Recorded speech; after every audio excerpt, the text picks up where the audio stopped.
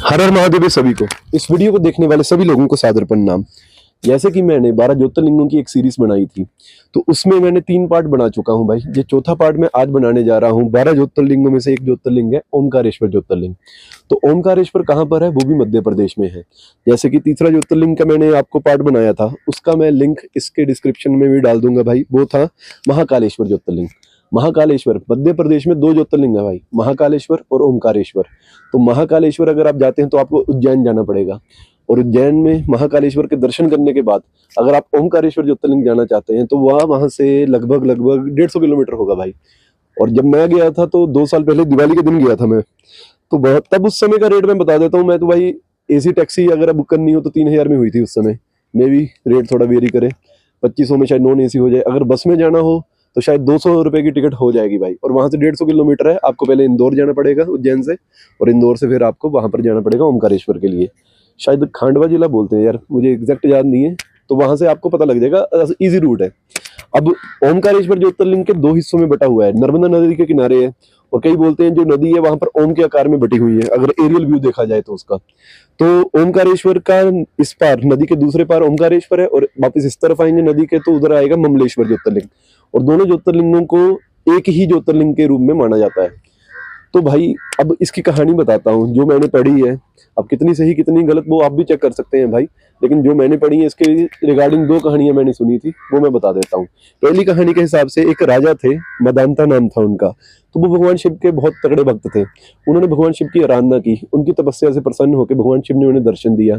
तो उनसे वरदान मांगने को कहा। तो राजा मदांता ने कहा कि आप यहीं पर इस नगरी पर ही वास करें। तो वो वहां पर ज्योतिर्लिंग के रूप में स्थित हो गए।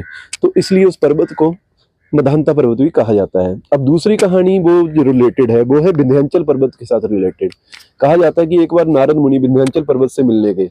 तो विंध्याचल पर्वत ने नारद मुनि का आदर सत्कार किया, और मन ही मन पहुंचा कि इन्हें कोई भी यहाँ पर दिक्कत नहीं होगी, क्योंकि मैं सर्वश्रेष्ठ हूँ, मैं सर्वगुण संपन्न हूँ।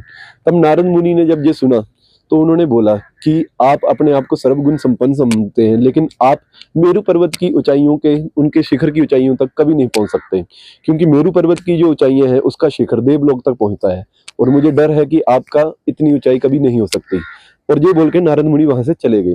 अब नारद मुनि के जाने के बाद जो विंध्याचल पर्वत था उनको अपनी बात पर बहुत पछतावा हुआ, और उन्होंने उसके बाद में भगवान शिव की पार्थिव शिवलिंग बना के तपस्या करनी शुरू की।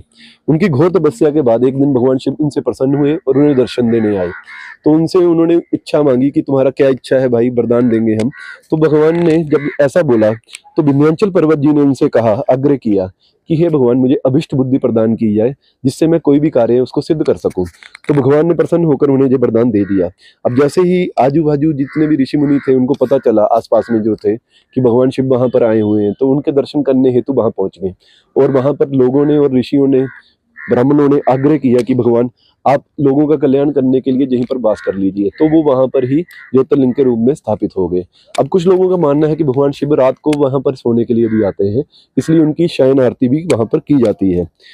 और अगर आप वहां पर जा रहे हैं भाई ओमकारेश्वर में, तो लोग वहां के लोकल आपको कैसे बेवकूफ बनाएंगे वो बता देता हूँ। आपको कहेंगे कि वहां पर पैदल जाना पॉसिबल नहीं, आपको बोट करनी पड़ेगी।